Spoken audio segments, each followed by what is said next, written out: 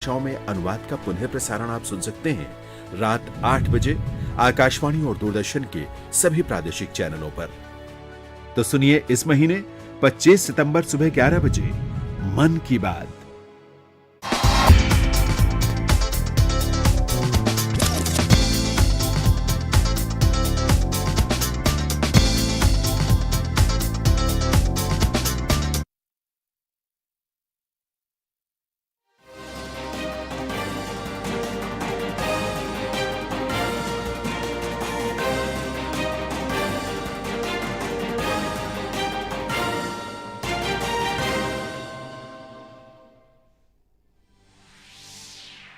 NIA ने popular Front of India PFI और इससे मुंसलिक मकामात पर मारे छापे। तफ्तीशी एजेंसी ने दहशतगर्दी की फंडिंग और कैंप चलाने के मामले में मारे हैं ये छापे।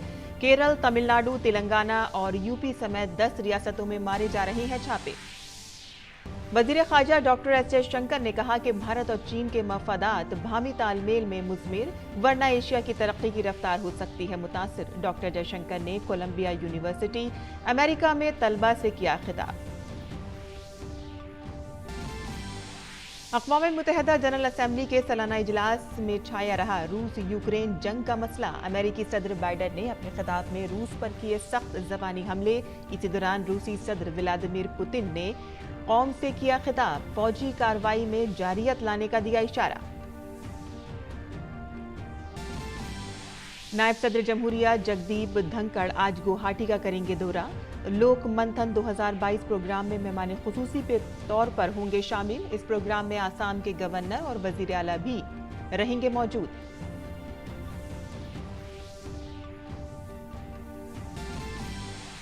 वाराणसी जिला जज की अदालत में आज होगी ज्ञानवापी मां श्रृंगार गौरी केस की समाअत।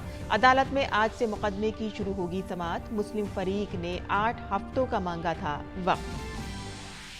अमेरिकी फेडरल रिजर्व बैंक ने लगातार तीसरी बार शरह सूद में 0.75% का किया इजाफा। फेडरल रिजर्व के सरबराह जेरोम पावेल ने इस इजाफे को करार दिया सही। अमेरिका में इस वक्त महंगाई है बुलंद तरीन सतह पर। और खेलों की खबरों में भारतीय खवातीन क्रिकेट टीम ने 23 साल बाद इंग्लैंड की सरजमीन पर जीती सीरीज। दूसरे वनडे में हरमनप्रीत कौर की तूफानी सेंचुरी की बदौलत भारत ने इंग्लैंड को 88 रन से दी शिकस्त।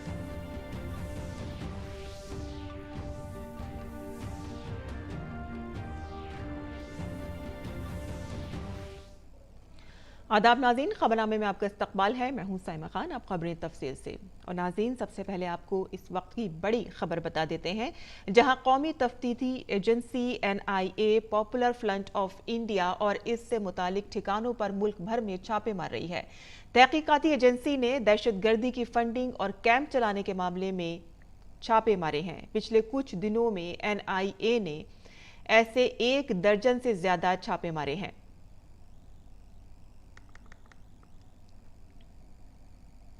पिछले कुछ दिनों में एनआईए ने ऐसे 1 दर्जन से ज्यादा मामलों में केस दर्ज किया है, जिनमें पीएफआई का ताल्लुक पाया गया है। एनआईए ने केरल में एसडीपीआई और पॉपुलर फ्रंट ऑफ इंडिया से ताल्लुक रखने वाले मकामात पर छापे मारे हैं। बताया जा रहा है कि अब तक के सबसे बड़े तफ्तीशी अमल में एनआईए और मरकजी एजेंसियां केरल में तकरीबन 50 मकामात पर छापे मार चुकी हैं। जराये के मुताबिक पीएफआई के आला रहनुमाओं को गिरफ्तार कर लिया गया है। और इसके अलावा आज की कार्रवाई की इब्तदाई औकात में एनआईए ने पीएफआई से वाबस्ता कई लोगों को हिरासत में लिया है।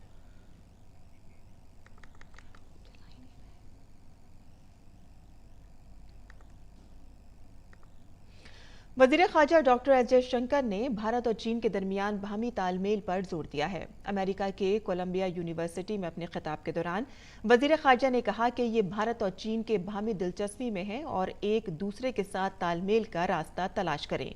उन्होंने कहा कि अगर ऐसा नहीं किया जाता है तो इससे एशिया की तरक्की की रफ्तार पर असर पड़ेगा। इसके अलावा वजीर खारजा ने कहा कि भारत ने दुनिया में कहीं भी बहरान की सूरत में फर्स्ट रेस्पॉन्डर का किरदार अदा किया। वज़ीर ख़ारजा डॉक्टर एस जयशंकर ने अक़वाम मुत्तहिदा की जनरल असम्बली के इजलास से अलग भारत, ब्राज़ील, जनूबी अफ्रीका के सैफ फ़रीकी वुज़रा सतह के कमीशन की 10वीं मीटिंग की मेज़बानी की। इस दौरान तमाम मसाइल के जायजे के साथ ही कई सरगर्मियों को मंजूर किया गया। वज़ीर ख़ारजा डॉक्टर एस जयशंकर ने अक़वाम मुत्तहिदा की जनरल असम्बली की सालाना मीटिंग से अलहदा यूक्रेन के वज़ीर आज़म से मुलाकात की। वज़ीर ख़ारजा ने इस सिलसिले में ट्वीट किया कि अक़वाम मुत्तहिदा के सदर दफ्तर में यूक्रेन के वज़ीर आज़म डेनिस श्यामिल से मुलाकात की, अपना नज़रिया शेयर करने के लिए उनका शुक्रिया अदा किया। खुराक के तहफ़्फ़ुज़, तवानाई की सिक्योरिटी और जोहरी सहूलतों की सिक्योरिटी समेत उनकी अहमियत पर बातचीत हुई। डॉक्टर एस जयशंकर ने फ्रांस के सदर इमैनुअल मैक्रों से भी मुलाकात की। दोनों लीडरों ने यूक्रेन में जंग और इसके आलमी असरात पर बात की। वज़ीर ख़ारजा डॉक्टर एस जयशंकर ने तुर्की के वज़ीर ख़ारजा से भी मुलाकात की। दोनों लीडरों के दरमियान यूक्रेन जंग, खुराक के तहफ़्फ़ुज़, G20 रद्द-ए-अमल, आलमी सेहत, नावाबस्ता तहरीक और साइप्रस पर बातचीत की। और डॉक्टर एस जयशंकर ने डोमिनिक के जमहूरिया के अपने हम मनसब से भी मुलाकात की। उन्होंने इसकी इत्तला देते हुए ट्वीट किया कि अक़वाम मुत्तहिदा में डोमिनिकन जमहूरिया के वज़ीर ख़ारजा और मेरे दोस्त रॉबर्टो से मिलकर अच्छा लगा। हमारा नया सिफारत खाना हमारे दरमियान बढ़ते ताउन को जाहिर करता है। और नायब सदर जमहूरिया जगदीप धनखड़ आज आसाम के दौरे पर रहेंगे। नायब सदर जमहूरिया गुवाहाटी में लोक मंथन 2022 के इफ्तिताई इजलास में मेहमान खुसूसी के तौर पर शामिल होंगे। इस दौरान आसाम के गवर्नर और वज़ीर आला भी मौजूद रहेंगे। शाम को नायब सदर जमहूरिया का कामखाया मंदिर में दर्शन करेंगे। गुवाहाटी में लोक मंथन का 3रा एडिशन मुनक़िद हो रहा है। लोक मंथन में लोक कला और रिवायात के जरिए मुल्क को यकजहती के धागे में पिरोने की कोशिश होगी। लोक मंथन में शुमाल मशरिकी 8 रियासतों के साथ साथ मुल्क की मुख्तलिफ रियासतों के सकाफती प्रोग्रामों का भी इनेकाद होगा। लोक कला और रिवायात के जरिए कौमियत को मजबूत करने पर मंथन होगा। वाराणसी के जिला जज की अदालत में आज ज्ञान वापी मां श्रृंगार गौरी मामले में समाअत होगी। आज से अदालत में ट्रायल शुरू हो सकता है। समाअत से पहले मुस्लिम फरीक ने कोर्ट में दरख्वास्त देकर 8 हफ्ते का वक्त मांगा था। इस मामले का जिला जज ने गुज़िश्ता 12 सितंबर को फैसला सुनाया था। अदालत ने कहा था कि ये मामला समाअत के लायक है।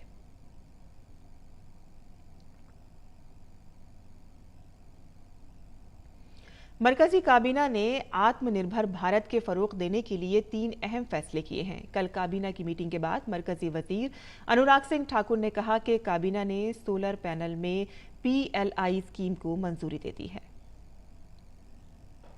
मंत्रिमंडल ने आज हाई एफिशिएंसी वाले सोलर PV मॉड्यूल्स के लिए PLI स्कीम्स की ट्रांच 2 पर अनुमोदन किया है और जिसके अंतर्गत चयनित 3 कंपनियों ने सोलर PV मॉड्यूल्स के बनाने के लिए 8.7 गीगावाट की क्षमता के उत्पादन की कैपेसिटी यहाँ पे बनाने की शुरुआत की है, जिसका काम चल रहा है।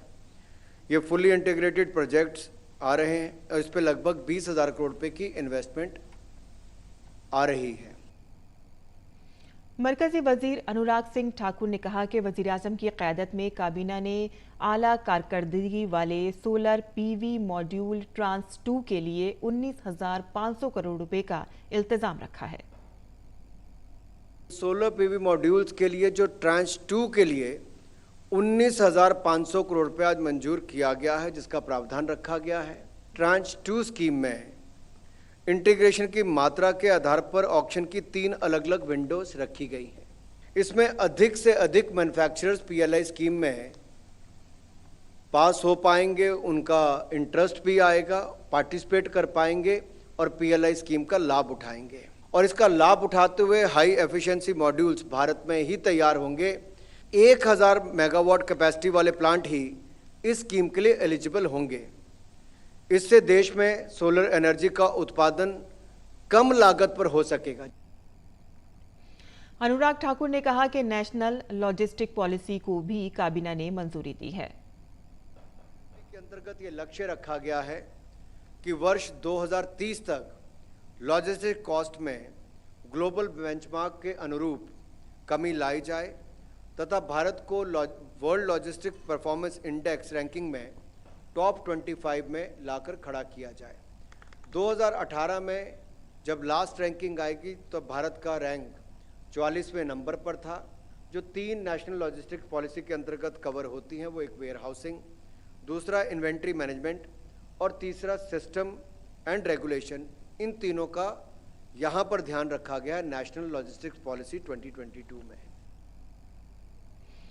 वज़ीर-ए-आज़म नरेंद्र मोदी ने मरकजी काबीना के फैसले पर ट्वीट किया और कहा कि national programme for high efficiency solar PV modules में पैदावार पर मबनी तरकीबी स्कीम को मंजूरी देने के काबीना के फैसले से मैन्युफैक्चरिंग में इजाफा होगा और इस शोबे में सरमायाकारी बढ़ेगी।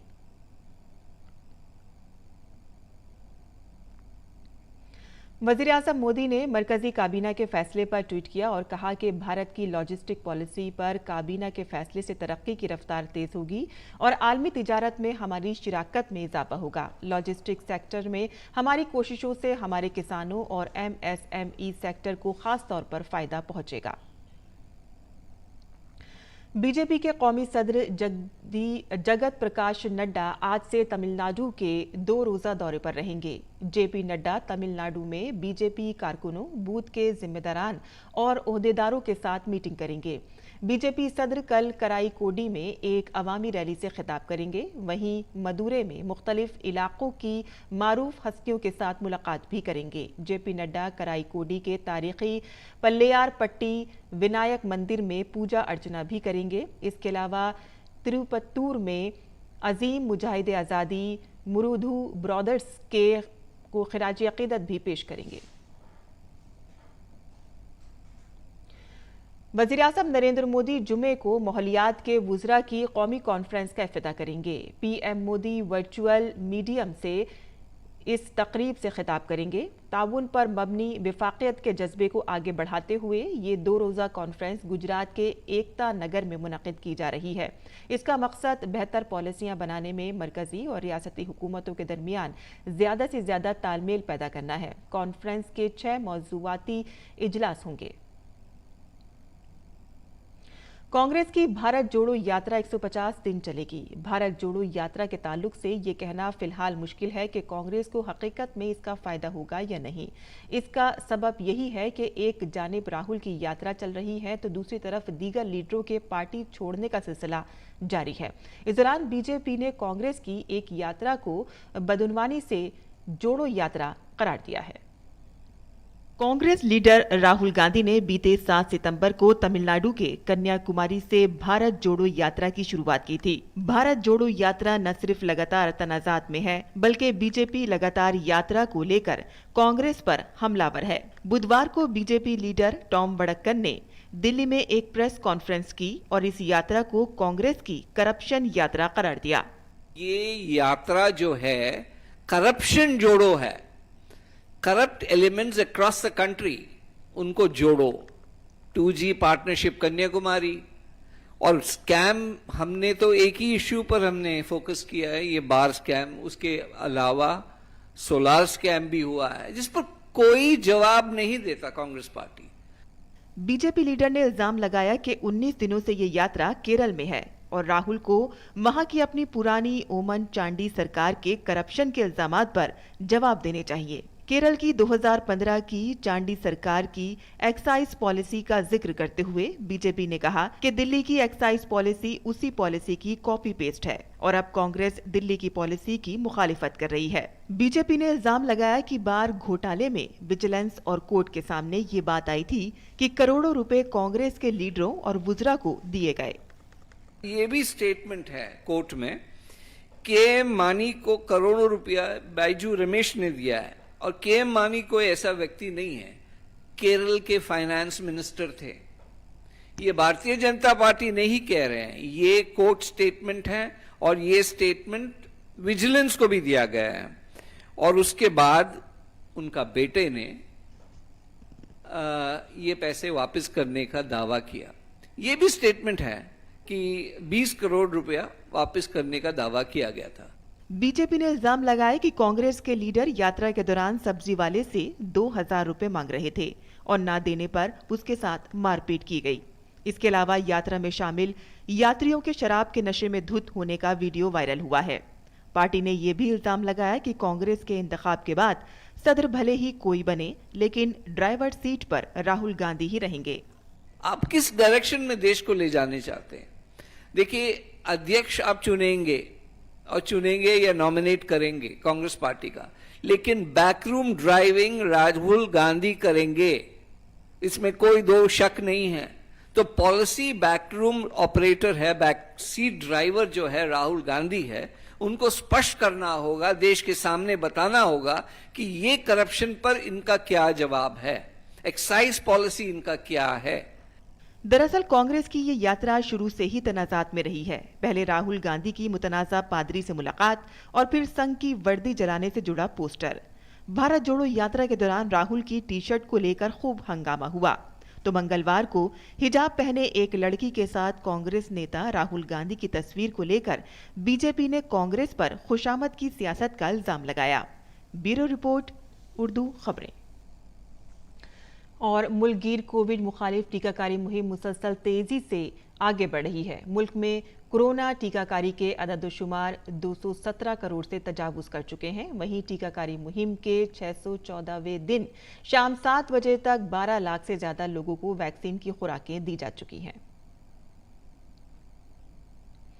ताजिरों ने government e market platform GEM में शमूलियत पर काफी इत्मीनान का इजहार किया है। इससे उनके कारोबार में शफाफियत और दुरुस्तगी में इजाफा हुआ है। हैदराबाद में GEM वेंडर बातचीत में कई दुकानदारों ने कहा कि GEM के जरिए उनके कारोबार में आसानी और मजमूई तौर पर कारोबार में इजाफा हुआ है। इस बातचीत का इनेकाद इंफॉर्मेशन ऑफिस के ताउन से किया गया था। GEM सर्विसेज के डायरेक्टर विक्रमजीत वर्मा ने कहा कि GEM पर मजमूई कारोबार इस साल के दौरान 2 लाख करोड़ रुपए तक पहुंचने की उम्मीद है।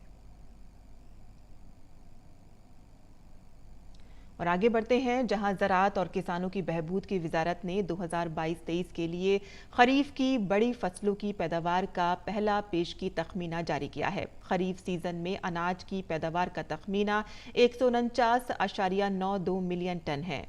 इनमें 104.99 मिलियन टन चावल, 36.56 मिलियन टन ग़िज़ाइयत बख्श मोटे अनाज, रिकॉर्ड 23.10 मिलियन टन मकई और 8.37 मिलियन टन दालें, 3.89 मिलियन टन तूर और 23.57 मिलियन टन तेल की अजनास शामिल हैं। साल 2022-23 के लिए ग़िज़ाई अजनास की पैदावार का तखमीना गुज़िश्ता 5 सालों की औसत ग़िज़ाई पैदावार से 6.98 मिलियन टन ज़्यादा है। बैनुल-अक़वामी खबरों की बात करें तो अमेरिकी सदर जो बाइडेन ने अक़वाम मुत्तहिदा की जनरल असम्बली के 77वें इजलास से खिताब किया। उन्होंने कहा कि यूक्रेन पर हमले के ताल्लुक से रूस की सख्त तनकीद की। अपने खिताब में अमेरिकी सदर ने मौसमियाती तब्दीली समेत कई मसाइल पर अपने ख्यालात शेयर किए।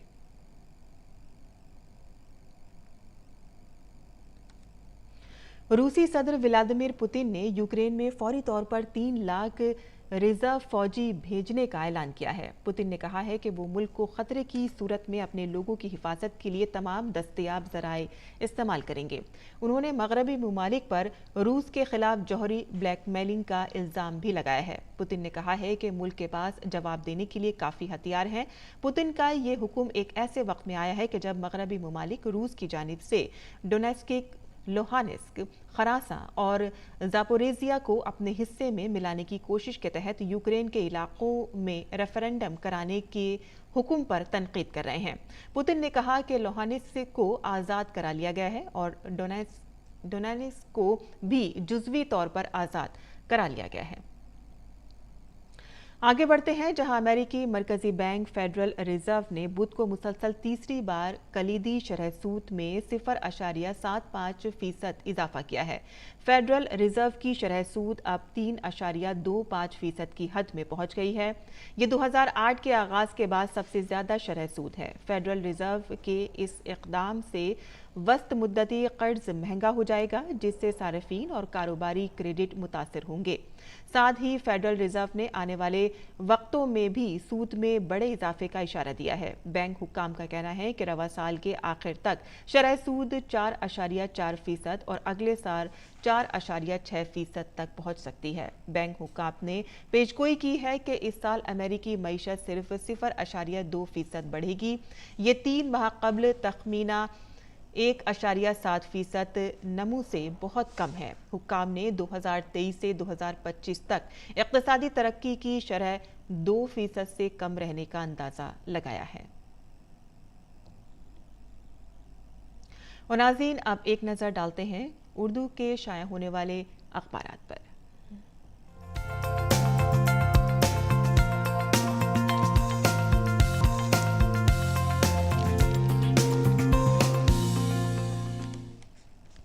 दिल्ली से शाया होने वाले अखबारात में सबसे पहले नजर डाल लेते हैं रोजनामा राष्ट्रीय सहारा की सुर्खियों पर, जिसके सफ़े अव्वल की सुर्खी है semiconductor development display manufacturing programme और लॉजिस्टिक पॉलिसी को मंजूरी दे दी है। वाज़ेह है कि कल काबीना की मीटिंग हुई थी जिसमें कई अहम फैसले लिए गए।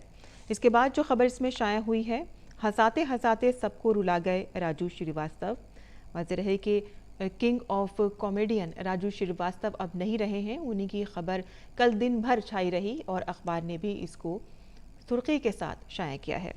इसके अलावा यहाँ पर एक खबर शाया हुई है कि अब सुप्रीम कोर्ट की समाअत यूट्यूब पर लाइव होगी। कई अहम मामले हैं जिन पर समाअत होने जा रही है और अब ये गुजारिश की जा रही है कि सुप्रीम कोर्ट की जो समाअत है वो यूट्यूब पर लाइव हो ताकि और लोग भी इसको बराह रास्त देख सकें।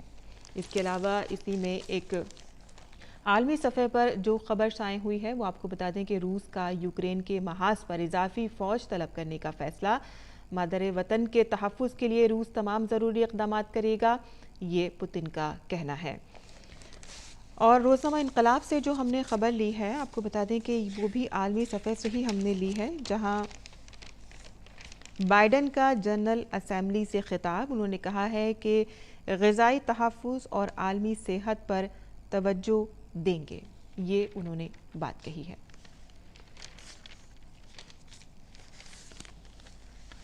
तो ये थी आज के अखबारात की सुर्खियाँ जो हमने आपके लिए चुनी थी। आगे बढ़ते हैं और बात करते हैं खेल की खबरों की, जहां भारतीय ख़वातीन क्रिकेट टीम ने कैंटरबरी में इंग्लैंड के खिलाफ दूसरा मैच 88 रन से जीत लिया है। इसके साथ ही भारतीय टीम ने 3 मैचों की सीरीज में 2-0 की नाकाबिले तस्खीर बढ़तरी हासिल कर ली है। हरमनप्रीत सिंह की कप्तानी में टीम ने इंग्लैंड की सरजमीन पर 23 साल बाद वनडे सीरीज जीती है। इससे कबल भारत ने अंजुम चोपड़ा की कप्तानी में 1999 में 2-1 से कामयाबी हासिल की थी। मैच में भारत ने पहले बैटिंग करते हुए मुकर्ररा 50 ओवर्स में 5 विकेटों के नुकसान पर 333 रन का पहाड़ जैसा स्कोर बनाया था। यह इंग्लैंड के खिलाफ वनडे में टीम इंडिया का सबसे बड़ा स्कोर है। हरमनप्रीत कौर ने तूफानी इनिंग्स खेली और सिर्फ 111 गेंद पर 143 रन बनाए। ये वनडे क्रिकेट में उनकी 5वीं सेंचुरी थी। वो इंग्लैंड में वनडे में सेंचुरी बनाने वाली पहली एशियाई कप्तान भी बन गई हैं।